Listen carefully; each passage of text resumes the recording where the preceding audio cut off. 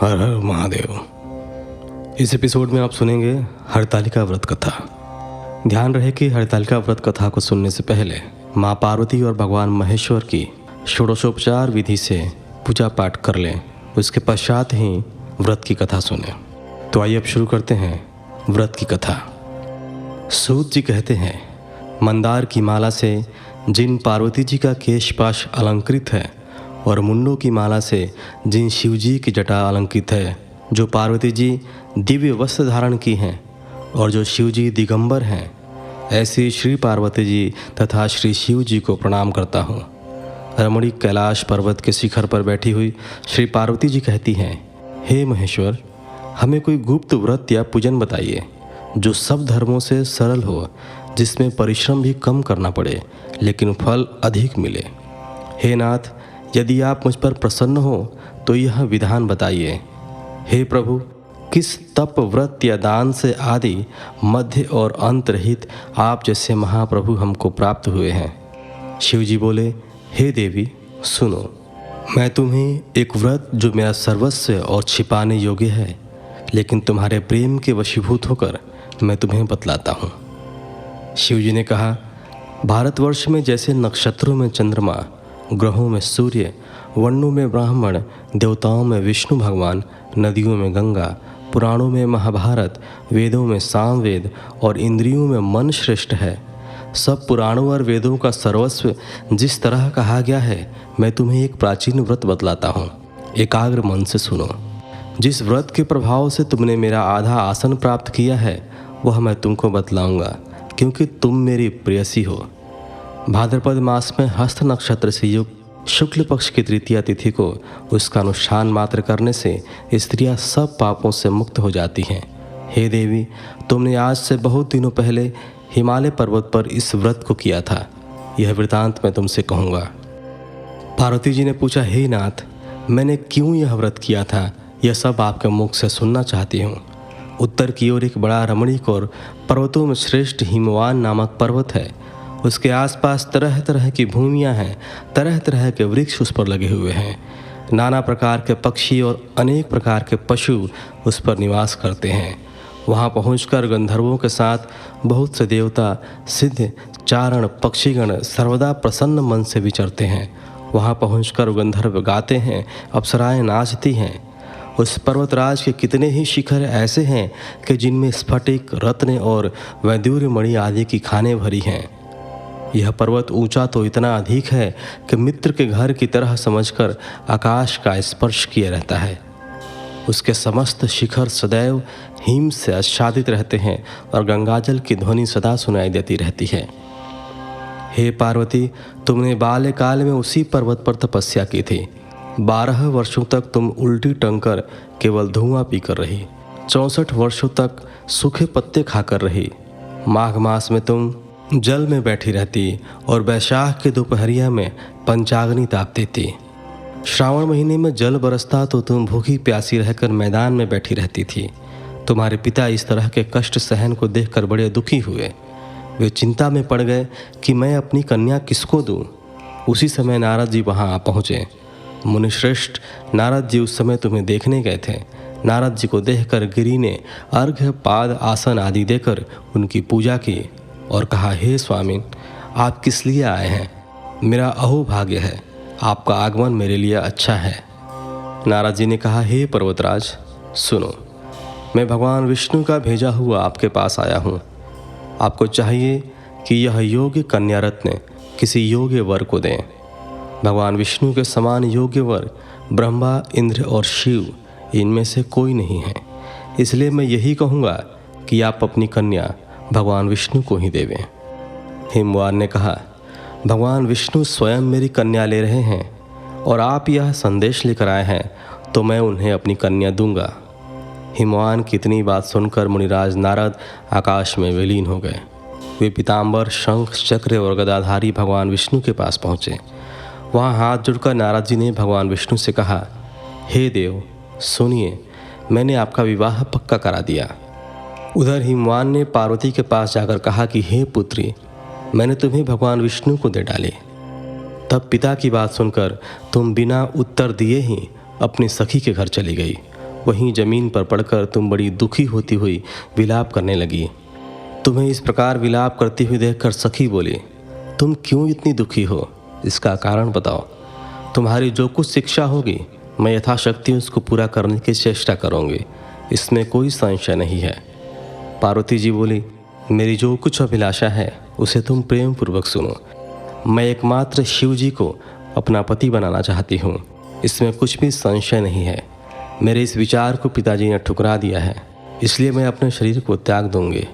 पार्वती की इस बात को सुनकर सखियों ने कहा कि शरीर का त्याग न करो, चलो किसी ऐसे वन को चलें जहाँ पिता को पता न चले। ऐसी सलाह कर तुम वैसे वन में जा पहुँचे। उधर तुम्हारे पिता घर घर तुम्हें खोजने लगे। दूतों द्वारा भी खबर लेने लगे कि कौन देवता या किन्नर मेरी पुत्री को हर ले गया है। उन्होंने मन ही मन कहा, मैं नारद जी के आगे प्रतिज्ञा कर चुका हूँ कि अपनी पुत्री भगवान विष्णु को दूंगा। ऐसा सोचते सोचते हिमवान मूर्छित हो गए। गिरिराज को मूर्छित देखकर सब लोग हाहाकार करते दौड़ पड़े। जब होश हुआ तो सब पूछने लगे कि हे गिरिराज, आप अपनी मूर्छा का कारण बताइए। हिमवान ने कहा, आप लोग मेरे दुख का कारण सुने। न मालूम कौन मेरी कन्या को हर ले गया है। ऐसा नहीं हुआ तो उसे किसी काले सांप ने काट लिया या सिंह खा गए होंगे। हाय हाय, मेरी बेटी कहाँ गई? किसी दुष्ट ने मेरी पुत्री को मार डाला। ऐसा कहे वे वायु के झोंके से कांपते हुए वृक्ष के समान कांपने लगे। इसके बाद हिमवान तुम्हें वन वन खोजने लगे। वह वन भी सिंह, भालू, हिंसक जंतुओं से बड़ा भयानक हो रहा था। तुम भी अपनी सखियों के साथ उस भयानक वन में चलती चलती एक ऐसी जगह जा पहुंची जहां एक नदी बह रही थी।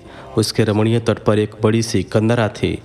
तुमने उसी कंदरा में आश्रम बना लिया और मेरी एक बालुकामयी प्रतिमा बनाकर अपनी सखियों के साथ निराहार रहकर मेरी आराधना करने लगी। जब भाद्रपद शुक्ल पक्ष की हस्तयुक्त तृतीया तिथि प्राप्त हुई तब तुमने मेरा विधिवत पूजन किया और रात भर जागकर गीत वाद्य आदि से मुझे प्रसन्न करने में बिताया। उस व्रतराज के प्रभाव से मेरा आसन डगमगा उठा, जिससे मैं तत्काल उस स्थान पर जा पहुंचा जहां पर तुम अपनी सखियों के साथ रहती थी। वहां पहुंचकर मैंने तुमसे कहा कि मैं तुम पर प्रसन्न हूँ, बोलो क्या चाहती हो? तुमने कहा, मेरे देवता, यदि आप मेरे पर प्रसन्न हैं तो मेरे पति बने। मैंने तथास्तु कहकर कैलाश पर्वत पर वापस आने पर तुमने वह प्रतिमा नदी में प्रवाहित कर दी और सखियों के साथ उस महाव्रत का पारण किया। हिमवान भी तब तक उस वन में तुम्हें खोजते हुए आ पहुँचे। चारों दिशाओं में तुम्हारी खोज करते करते वे व्याकुल हो चुके थे, इसलिए तुम्हारे आश्रम के समीप पहुँचते ही गिर पड़े। थोड़ी देर बाद उन्होंने नदी के तट पर 2 कन्याओं को सोते हुए देखा। देखते ही उन्होंने तुम्हें छाती से लगा लिया और विलख कर रोने लगे। फिर पूछा, पुत्री, तुम सिंह, व्याघ्र आदि जंतुओं से भरे इस वन में क्यों आ पहुँची? पार्वती ने उत्तर दिया, हे पिताजी, मैंने पहले ही अपने आप को शिव जी के हाथों सौंप दिया था। आपने मेरी बात टाल दी, इसलिए मैं यहाँ चली आई। हिमवान ने सांत्वना दी कि हे पुत्री, मैं तुम्हारी इच्छा के विरुद्ध कुछ न करूँगा। वे तुम्हें अपने साथ लेकर घर आए और मेरे साथ तुम्हारा विवाह कर दिए। इसी से तुमने मेरा अर्धासन पाया है। तब से आज तक किसी के सामने मुझे यह व्रत प्रकट करने का अवसर नहीं प्राप्त हुआ। हे देवी, मैं यह बताता हूँ कि इस व्रत का हरितालिका नाम क्यों पड़ा।